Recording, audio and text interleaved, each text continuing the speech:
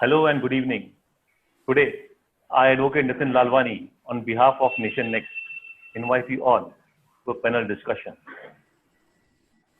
As we all know that the judiciary of India is one of the most robust and has been acknowledged as one of the most progressing judicial systems in the world. But due to the spread of COVID-19 pandemic, none of the sectors have been spared. Judiciary is also not untouched. But with a view to dispense the justice and to keep the wheels of justice rolling, it is necessary that everybody should switch to the technology and come to the digital mode, as a result of which the virtual courts have come into existence. There are sectors who have been opposing the advent of this virtual judiciary system. There are various arguments which they claim are hindering in the smooth functioning of the judicial system. On the other side, we also have many people from the fraternity who are advocating the need to switch to the virtual systems, and not only as a stopgap arrangement, but they also wish that the system should now evolve and it should be made as a permanent feature. So now in this background, today we are here to discuss and explore whether the virtual courts are capable to deliver the effective justice to the common man for the reason which the judicial system exists. On the panel, today we have Senior Advocate Anil Jaiswal, who is a designated senior and practicing in Bombay High Court. He is a constitution expert and also practicing towards the civil side.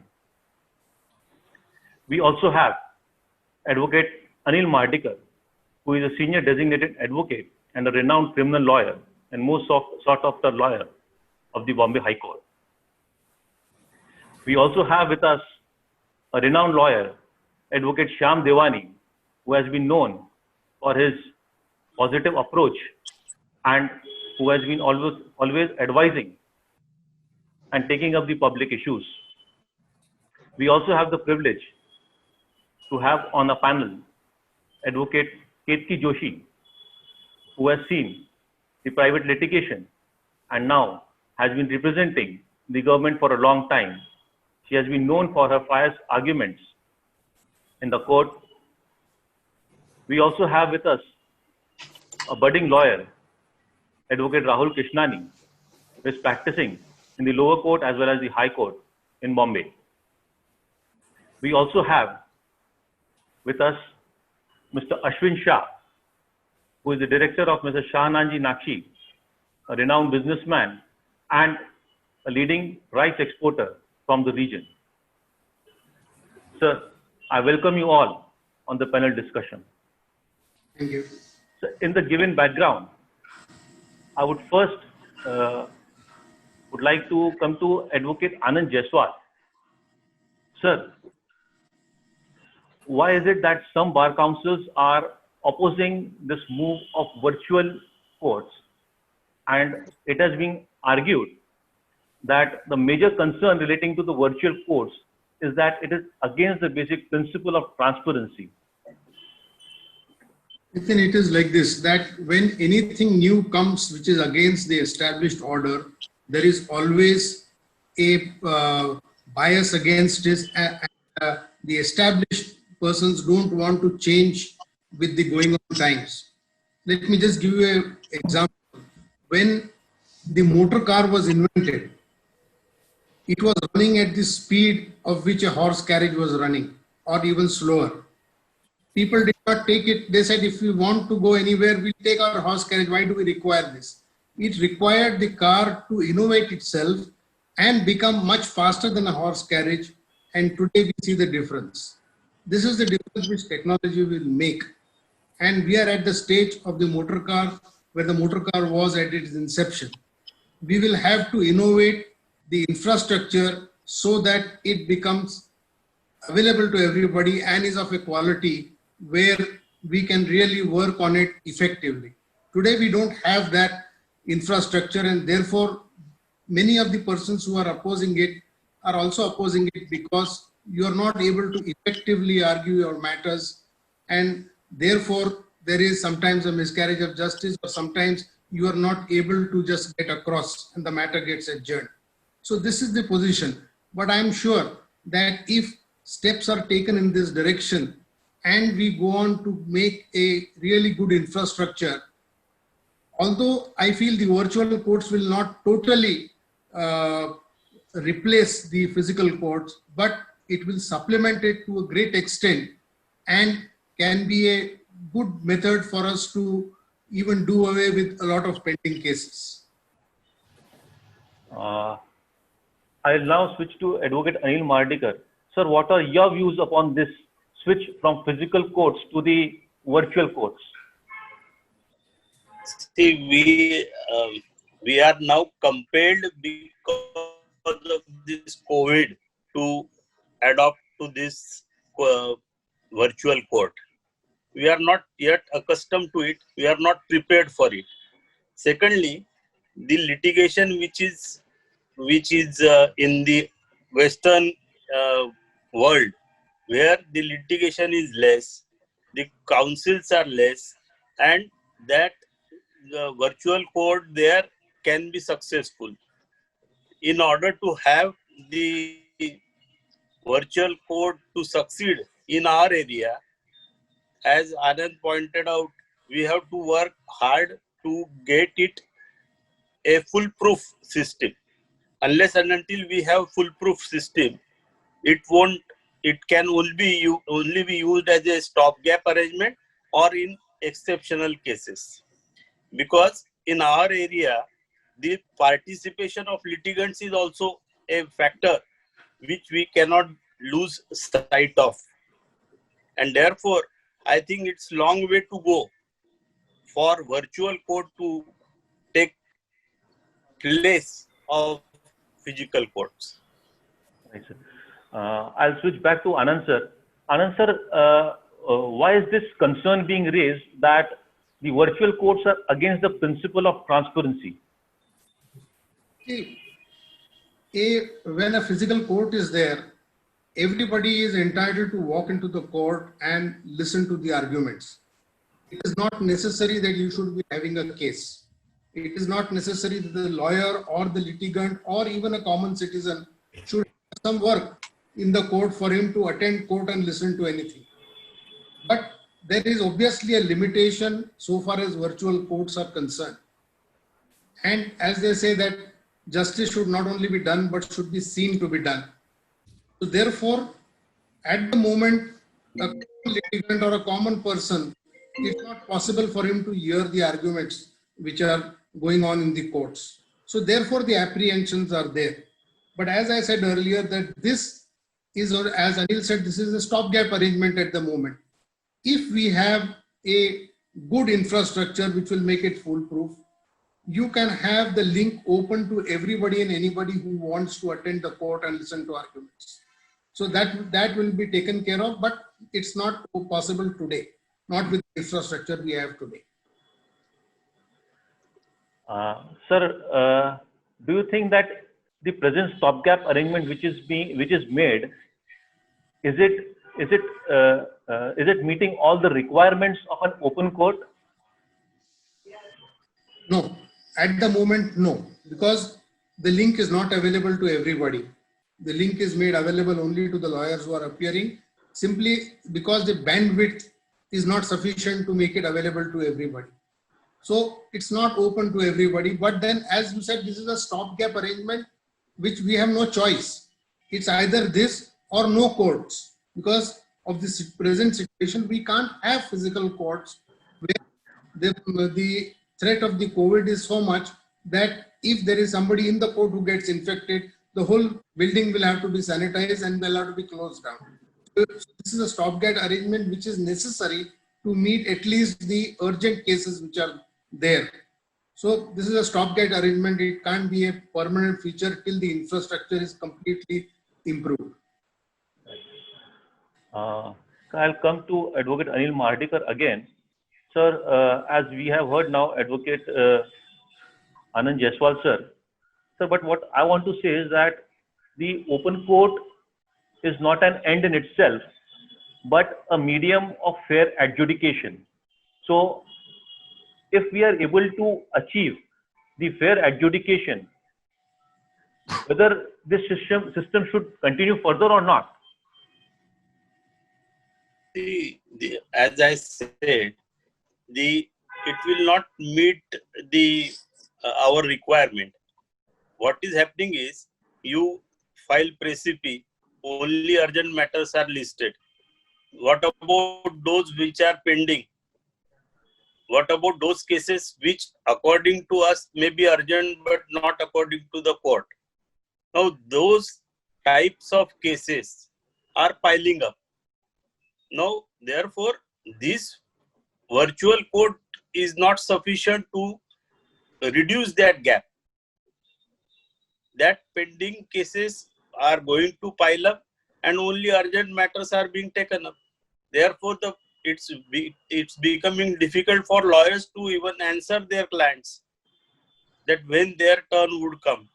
So this virtual court will not and cannot take place of physical court, and it is inadequate to come or combat the pending cases. We have with us Mr. Ashwin Shah. He is himself a litigant. He has many cases pending in various courts of law. So I think he would be better in a position to explain how a litigant would feel. Mr. Ashwin Shah, can you please express your concerns about the present scenario of the judiciary, the virtual courts, whether it's effective in dealing with the matters or not? Thank you, Nitinji. As you know, as a businessman, it becomes very important that the matters are resolved very fast. The courts are working on a few days in a week and only taking urgent matter. For us, it is difficult to define what is the urgent matter. I mean, I have to go to Shambhaiya and say what is the urgent matter or not. So that is a convincing that we need to do. It becomes a very difficult for us to judge or to explain to somebody how urgent that matter is. And because the courts are working for only few days in a week, it's difficult to get all the matter or all the problems resolved. The other problem that I see is because we know when we are in the court, if there is some issue that goes on, because I know the fact of my cases, which I can convey when the argument is going on, I can go and convey to my lawyer what the facts are. In the this online thing, we are not able to, I don't know what is happening and I can't convey what the facts are of the particular case if something has been amiss by my counsel or something. So that is one of the things that hinders this problem. I mean, you can imagine we have a case in Bombay going on for last 3 years. We got an order from Supreme Court to make it fast hearing and it's still not come up because it's not an urgent matter. Whereas my large money is blocked with the government and I can't release it just because it's not a very urgent matter for that. So that's a problem that we have in this. And of course, the bandwidth and the infrastructure is a problem. I had been to counsel's office and the bandwidth and everything. It is very disturbing to understand sitting across the table what is happening in the court. That's it. Thank you. I'll now switch to Advocate Shyam Devani. Sir, what is your experience about the virtual courts and what is your opinion, whether this can be evolved further or it needs to be stopped after the situation is eased off? I have heard my both senior colleagues. I agree with my both senior colleagues' views. Now, firstly, it's the startup arrangement. Now, to deal with so many matters, so many courts. Now, even the virtual courts is, we can say very well say, that they are successful only in Supreme Court and higher courts. I'm appearing in trial courts. In the trial courts, firstly, the video conferencing facility is very poor. Now, then the video conferencing facility given in the trial court is that you go to the court and the honorable judge will sit in the chamber and you will be given access from the courtroom. There will be laptop or the computer. Now, most of the time we are seeing that we could hear the arguments or we could hear whatever the honorable judge is saying from the chamber. And most of the time the honorable judge comes to the court or the lawyers are called in the chamber. Because particularly in trial courts, this technology is not working. This is complete failure. And because there is a huge disparity in terms of the access to the knowledge, technology, resources, and everything.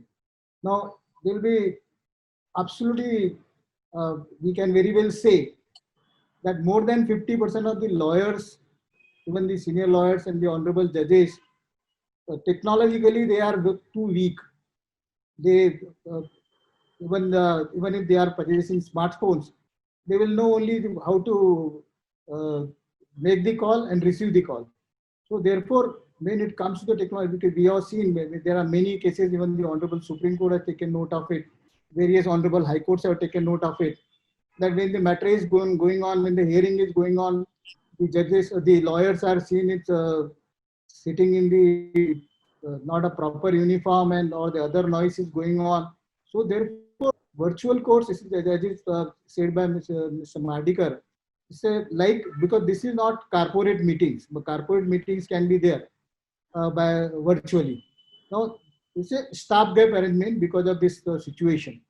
And as I also pointed out by a litigant, because who else will be in a position to point out the difficulties than a litigant, that if we want some instructions from the client, we will not be in a position to take the instructions and immediately reply to it because of the virtual course.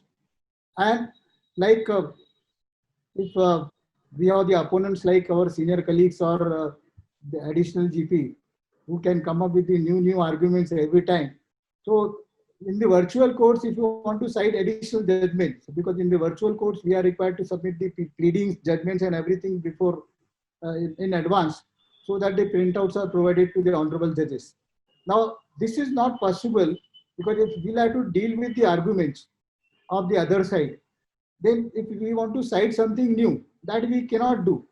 Very few of us knows about the sharing of the screens. That on this by sharing the screen, we can point out about some documents or some judgment. So, as it is rightly said by Mr. Madikar, this is only stopgap arrangement. This can substitute the physical court functioning. The second problem, which is I was discussing with my senior colleague just before the start of the meeting. Today, I have faced the practical problem. Now, suppose we have matters in more than one court. Now, if there are matters from more than one court, because in the physical course, there is a display on the board. We can go to the court whenever our matter is coming. Now, in the virtual course, that facility is not there. So we'll have to be continuously watching the what is happening in the court, and at the same time we can't attend the other court. So therefore, I say, as it is rightly said by Mr. Jaiswal, now this technology will develop in future. It may be possible that there are virtual boards also. Then that will permit that whenever our number is reaching, we can enter into the virtual courtroom when our number is reaching. So this requires times because now this is only a stopgap arrangement, I feel. I'll come to Advocate Ketki Joshi now.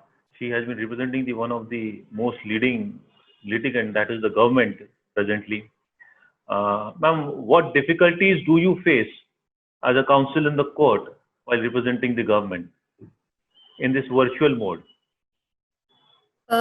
Yes, first of all, we have our basic problems in the government pleader's office. Like there is no infrastructure right now available with us, because for a petitioner it can be a one single petition, but when it comes to the government, in a day we get almost like 30 matters are being listed. We have to monitor those 30 matters, what documents have been forwarded, whether any rejoinder has been sent, whether what is the petition. Many times we are not able to scan them properly, the documents do not come. Then while now this is in respect of our office work, but now actually appearing before the court, it did happen that many times that the link was not available, we were not able to answer to the court, and we were not audible to the court. We wanted adjournments, and orders came to be passed in those matters despite the fact we wanted an adjournment. Many times we are not audible. We have to now, in this stopgap arrangement also, we are the least protected, in the sense we have to go to the court. We have to appear before the courtroom, where a screen has been arranged for us. And there I find that no social distancing is taking place. We try to take precautions, but then it is not possible many times. And another thing which I find is that when lawyers come up with, suppose like Mr. Devani said, that you want to cite some new judgments, you cannot do it on the spot, because and I find the time which is being given, like we have having a pressure that of how much to speak. Like in physical courts, there is we can take as much time as we want. And secondly, the convincing power, we are not able to convince, like which we can do it when we are physically present before the court. In virtual screen, I do not, sometimes I don't know what is the reason, but then this is lacking. This factor I find is very lacking, that we cannot stretch our arguments, or we cannot make more. It is not very effective, I feel. The arguments, because many times the flow of argument comes to a halt. Like the flow is not proper, because if the audio is not working, sometimes the video is not working, and therefore we lose sight of the flow of our arguments, and we miss out on certain points which we want to tell the court. Sometimes the court starts dictating the order, though we are still speaking. So there is a communication gap. Like we want to give a rejoinder to what the petitioner has said, but we are unable to do it. And the court comes to and abruptly takes a decision in the matter. This is what we have found many times. Secondly, what happens, there are suppression of facts many times. I'm sorry to say, because most of you appear on behalf of the petitioners, but it did happen on the last occasion. On the last occasion, it did happen with us. There's a famous double murder case in which I appeared. Fortunately, I had the physical file and everything with me. So that bail was rejected on merits. Immediately on the next sitting, before the same bench, the petitioner's counsel applied again for bail, and he did not mail to us a copy. So we were not aware that the matter was being listed, nor the concerned APP appearing in the matter was briefed. As a result, that person got bail, despite that there was a thrice rejection by the High Court in that matter. Concern? I'm sorry. Is this the concern that it lacks transparency? Yes, I feel it does. It does, and I am of the. I feel that the most worst affected would be the junior counsels who would join the bar, and who are still continuing, who have just joined 2 or 3 backs, because junior lawyers learn from the seniors who appear in the court, their appearances, because everything matters. In virtual courts, those lawyers, junior lawyers, would be deprived of that opportunity to observe, because everything is not taught in the law schools. We basically, as lawyers, learn from observation and what we see in the court. And when we observe our seniors arguing matters, and not only the senior with whom we are working, we have the advantage of also watching other seniors whom we are not able to join, how they argue their matters, the skills, the court skill craft that that you cannot learn by virtual courts. It's okay for the senior lawyers, but what about the new breed which is going to come up? Because there are many things, like many times we have to mold our arguments depending on what is the reaction of the court. All these factors we don't normally speak about, but as senior counsels, as when we teach our juniors, these points do matter. These factors make a lot of difference whether we win or lose the case. Law in its application, no doubt it's an ideal situation, should be universal. But then matters do, decisions we have seen change from bench to bench, from judges to judges. Normally this is not discussed in open, but it is a factor. It's a factor that judges have their own opinions. They have many times taken views already in a matter, and we will not be able to convince them to take a different view if we by virtual courts. Now, while virtual courts, we are finding a pressure of, the time factor pressure is there, because we are afraid that anytime the link may break, we may not be able to complete our matter. So, we hurry up most of the time. Basically, to say that there are time constraints, and there is also pressure that we have to put forth the point, summarize it as quickly as fast as we can, as fast as we can. Behind our minds, this time constraint is there, because we find that there may be a failure, link failure. So this weighs with us. Yes, we have a budding lawyer from the city, Mr. Rahul Krishnani.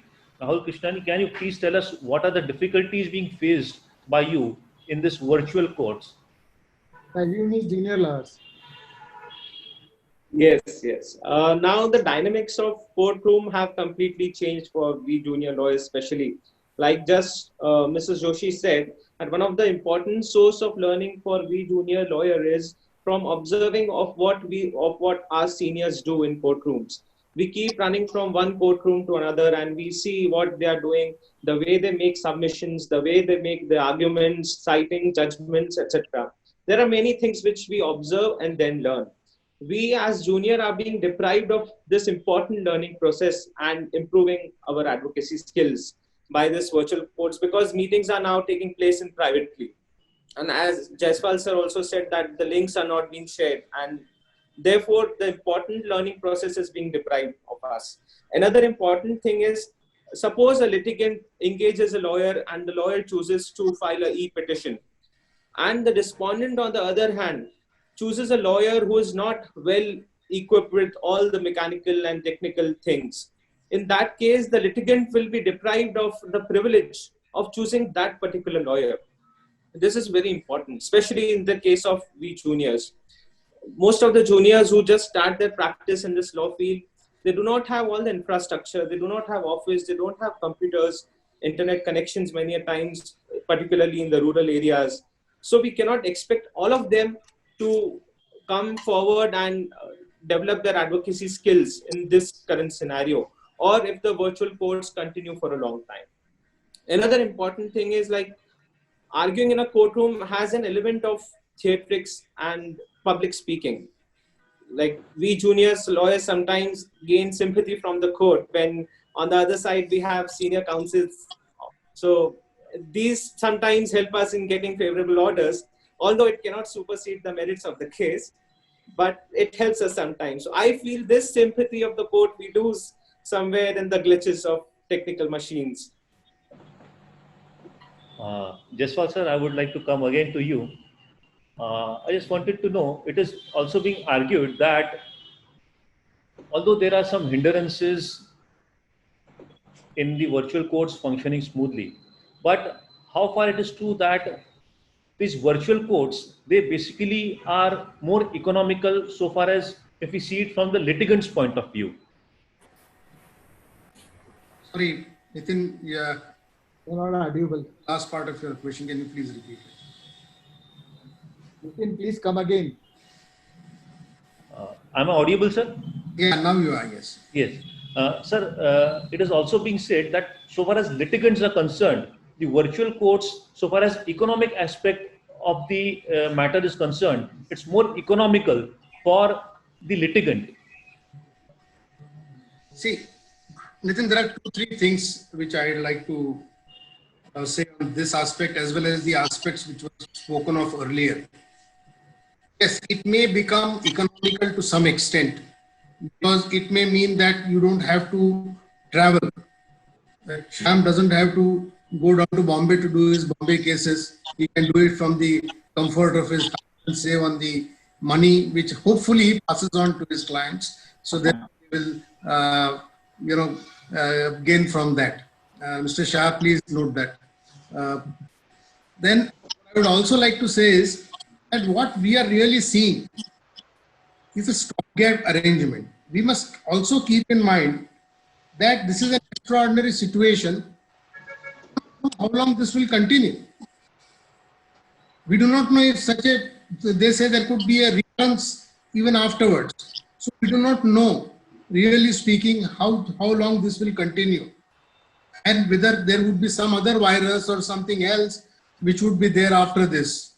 So we will have to make do with the best we can, and we will have to prepare our infrastructure to meet such a contingency. And there could be various cases even in normal times where we can use this technology. Shyam was saying that it is difficult in trial courts, but actually I feel that to some extent with proper application, it will be more useful in the trial courts. Now, say for example, let us take a civil suit. You have various stages, but the real work of a judge really arises when the evidence begins. You know, the work before that could be done virtually by assigning it to junior judges, whereas it is only subsequently that begins that it could be assigned to a better judge or a more senior judge. The mechanics can be worked out. This would, in fact, hurry up the cases. Then you have very formal witnesses, both on the civil side and the criminal side, who have to travel long distances, say doctors, where it's not very crucial to a criminal case, or there could be IOs, or there could be government officers coming merely to prove certain documents. This all could be done virtually. In matrimonial courts, especially where it is by mutual consent, it can be done, saving parties travel from such long distances. Or in matrimonial matters where parties are, you know, in different continents, in different countries, there also this could be very usefully used. So it's not that virtual courts should be completely done away with, and it be comparing it with physical courts. We say that no, we must have only physical courts. Even after the situation normalizes, I feel that we must use this technology, which luckily by this epidemic we have got into, and improve it, improve the infrastructure, so that to a large extent we can use this to hurry up the cases, especially in tribunals, you know, where it is more like a corporate office meeting rather than a court. You could have, you can use this. So as time goes by, this should be done, which will help to make the litigation cheaper, also more affordable. It will help in easing up of the pressures also. Infrastructure, instead of making more buildings and hiring more people for assisting the courts, if we could channelize the money into this, we can achieve a lot more. So while it cannot completely supplement, or it cannot completely replace the physical courts, which must be there, but it can be usefully used for supplementing it for the better. I'll switch to now Advocate Anil Mardikar. Sir, it is often said that in a criminal trial, evidence is the most vital stage when it comes to criminal trials. So suppose if the virtual courts are going on, so what are the practical difficulties of holding a criminal trial by virtual courts? So virtual courts have its limitations. As Anand says, those witnesses, like for example, only injury certificate, or in criminal trial you are saying inquest panchanamas or spot panchanamas to certain extent. These stages of the trial, or these type of witnesses in the trial, or up to the stage of charge, these can be taken care of while by virtual court. But when it comes to eyewitness, the court has to see the demeanor when the witness, how he reacts to a particular question, and how the counsel then comes out of that situation. These are the areas which, according to me, virtual court will not be adequate to meet these eventualities. And therefore, in criminal trial, virtual court can only be used sparingly to certain extent only. I'll come to Advocate Devani now. I'll substantiate further the submissions of my friend, my senior colleague, Mr. Bhadigar. Like he said, he is the master in criminal law. See, as Mr. Jaiswal said, the recording of evidence of the formal witnesses, and which is substantiated by, which is said by Mr. Madigar also, is a different thing. The other important witnesses, recording their evidence in virtually will be very difficult. There will be possible. I'm sorry to interrupt. Can you be please bit louder? I said recording of the evidence in a criminal trial, recording evidence, important evidence in a criminal trial, virtually will be very difficult because there will be a possibility of somebody tampering with the witness. Because you see, virtually, if the witness is not in front of you, Mr. Madigar will be in a position to throw light better on this aspect. Now, if the witness is not there or witness is being taught something by somebody else and he's only he's a mouthpiece, then it will be very difficult. And then secondly, for petty offences in the criminal trial, for the petty offences, like we have seen now, even this during, because it is said that the law, the change is law of nature. Now, we are seeing that there are so many cases of lockdown violations. Now, lakhs of cases of lockdown violations are there. We fail to understand. Now, these type of cases can be very well be decided by courts, by the magistrate courts, virtually, because they do not require any further evidence and everything. Because now technology has gone to the extent of they are digitally having the proof of you violating lockdown rules, and then challan is presented before the court. But what is happening? Even those cases are not being decided. And this is adding to the pendency, which is another issue. Now, in respect of the criminal trials, as my senior colleague has said, as far as the witnesses, formal witnesses are concerned, I agree, formal witnesses can very well be recorded. But about the trial courts, because I have personally faced the experience, that's what I said, Mr. Jaiswal, that I have been to trial court personally. I was arguing a bail application in the court. Then, unfortunately, there was, because of the problem relating to the bandwidth, the court was not in a position to hear my submissions. Then we lawyers were called inside in the chamber. And this happened not once, but twice, thrice. So therefore, we say that for every technology, it will take time. So for the time being, as it is said by both senior colleagues, that this is a stopgap arrangement. So virtual court cannot be substitute for the actual court, physical courts.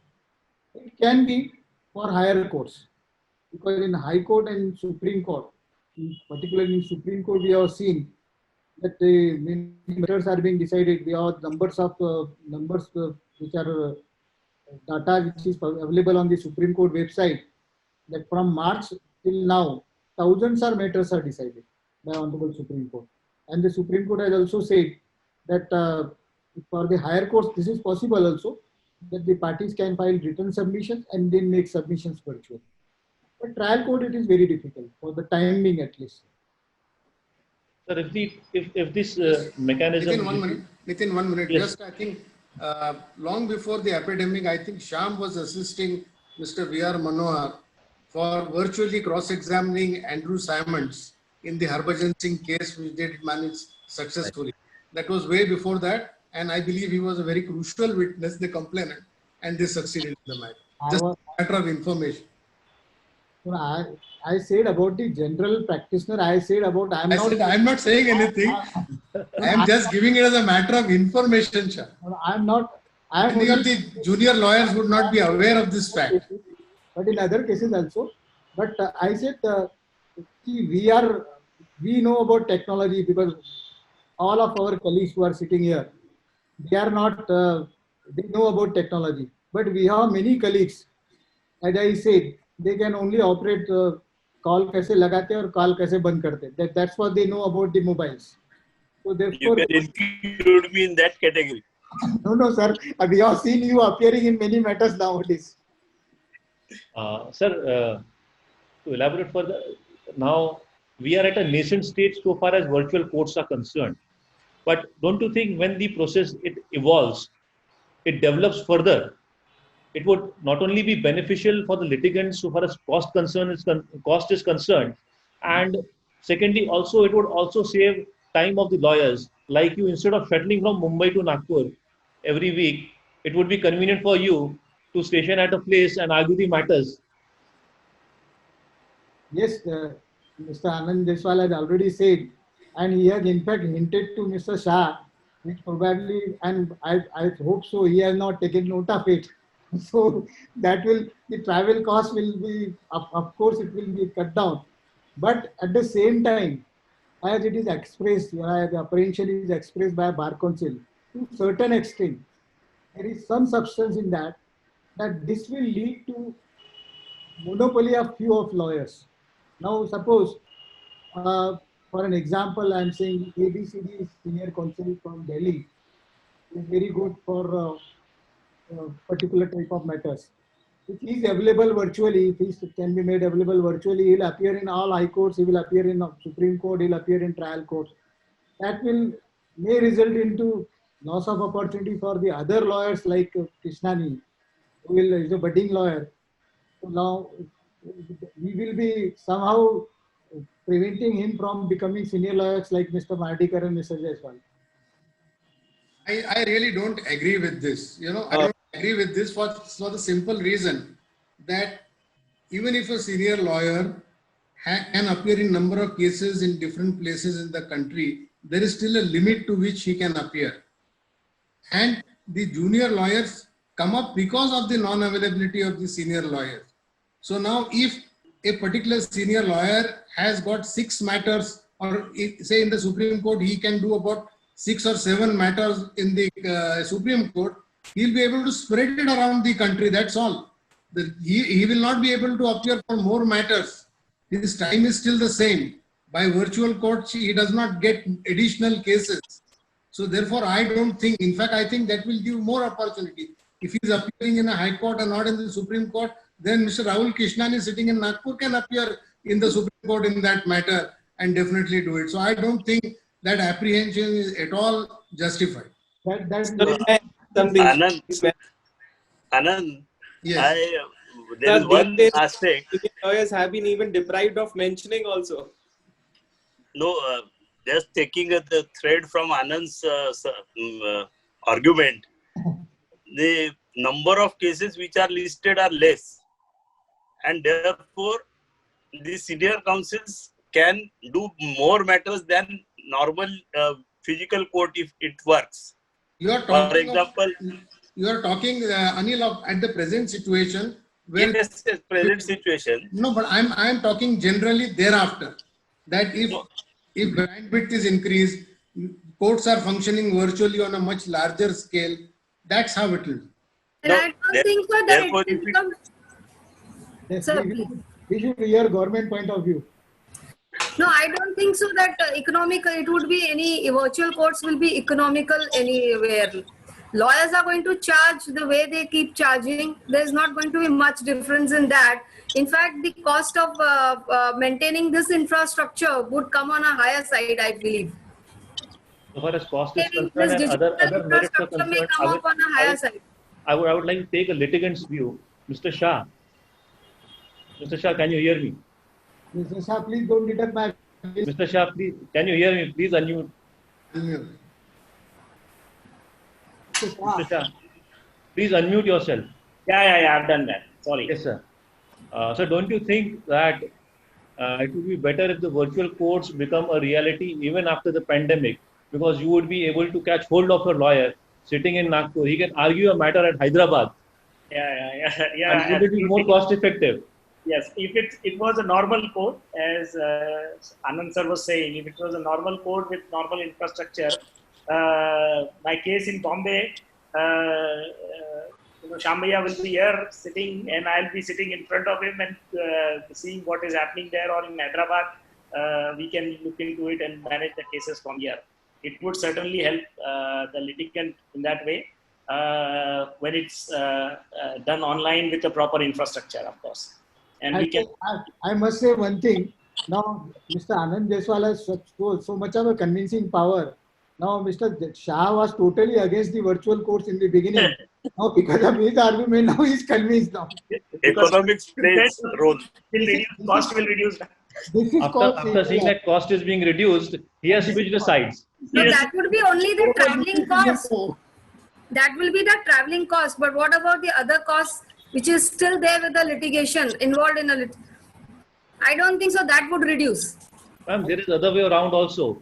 Now, for example, if we have a meeting, if we have a matter in Supreme Court, a senior what he charges in Supreme Court and what he charges in Nagpur, it's different. It's a very big difference, and it definitely, I think personally, that it definitely benefits the client who is paying. But I think you are talking about one section of the litigants.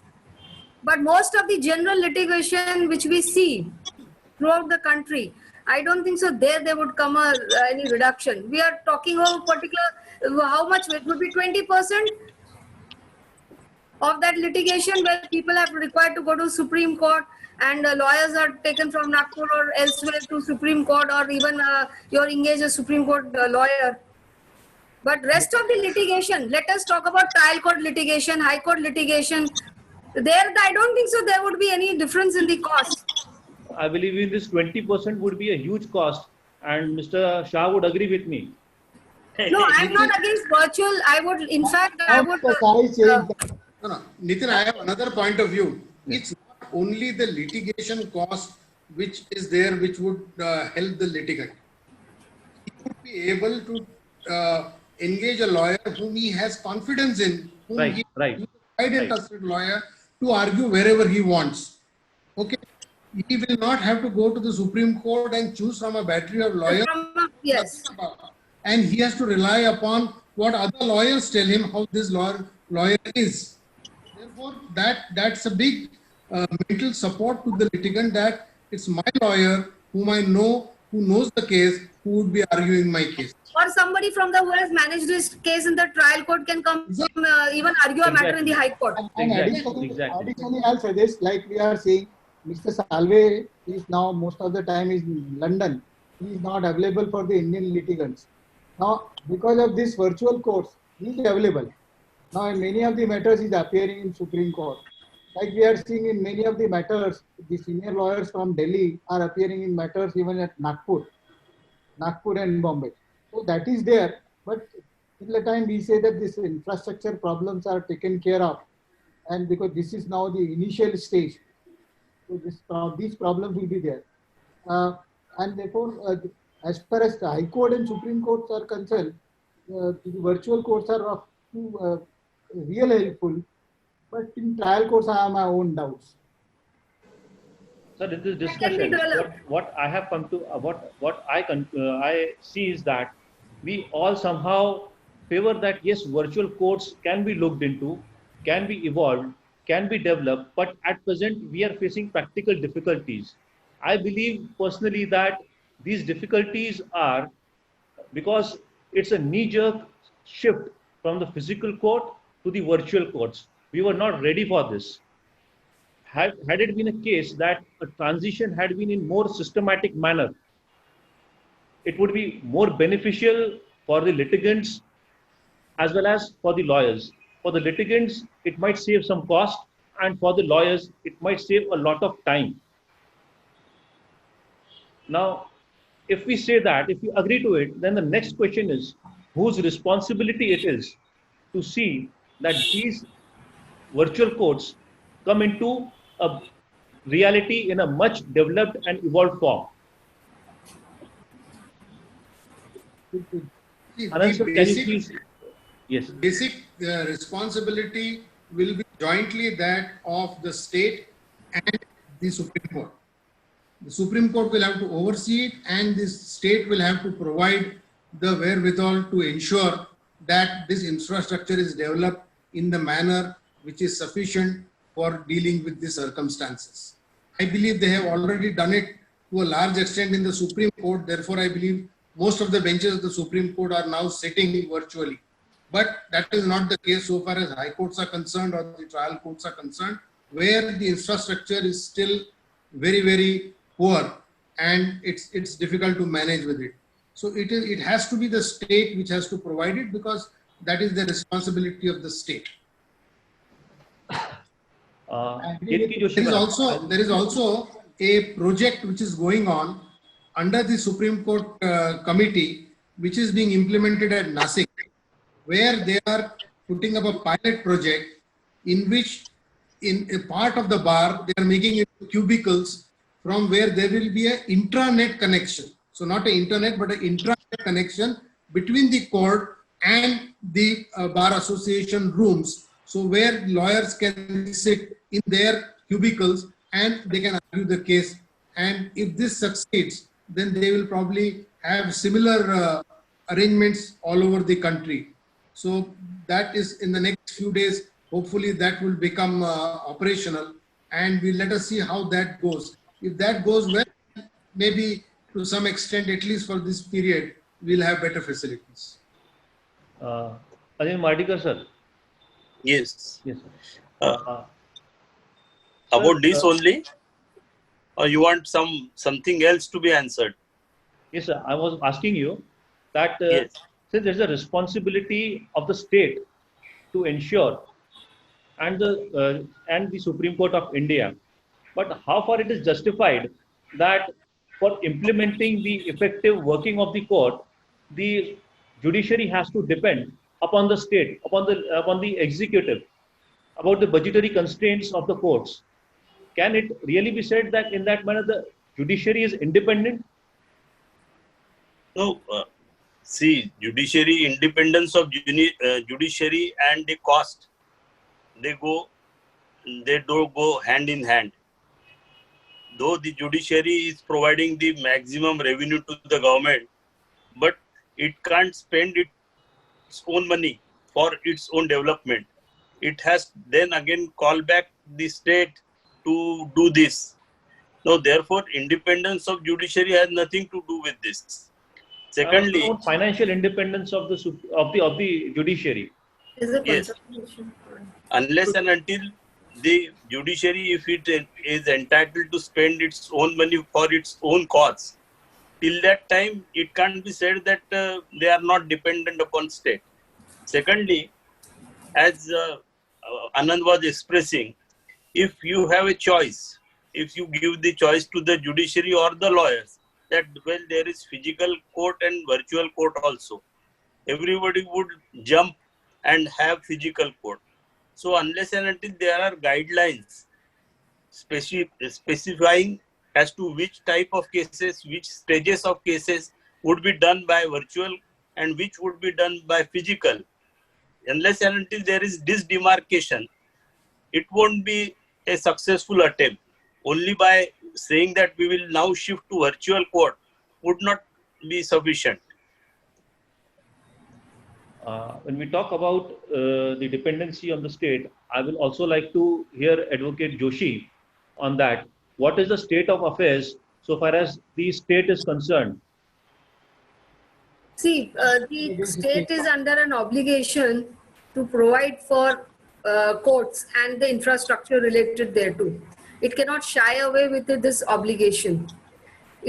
Right now, we are in a stopgap arrangement, and that arrangement is being provided by these funds. The funds are being provided to the judiciary for this, and we are on the issue that whether these virtual courts can be permitted. You see, everybody agrees that there can be virtual courts, but the virtual courts can be operated on a parallel basis.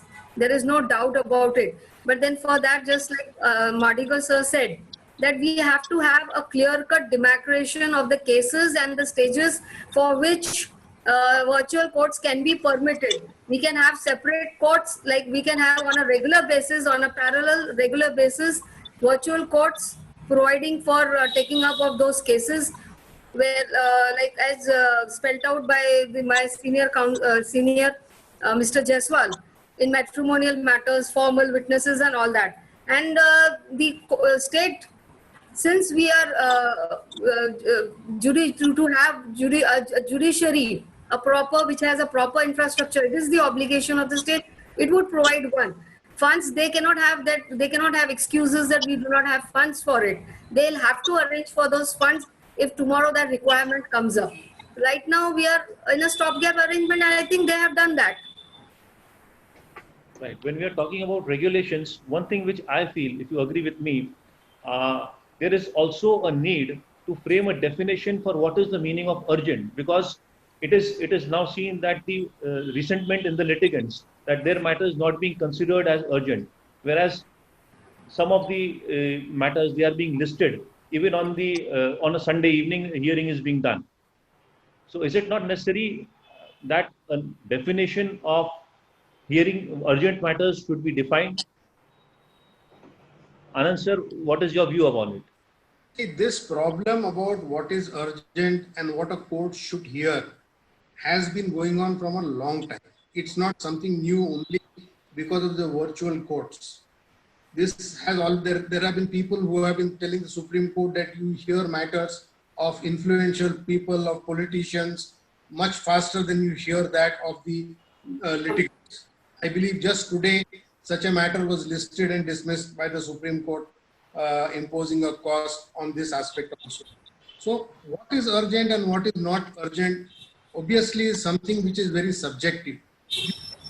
Urgent. Because what is urgent for me may not be urgent for you.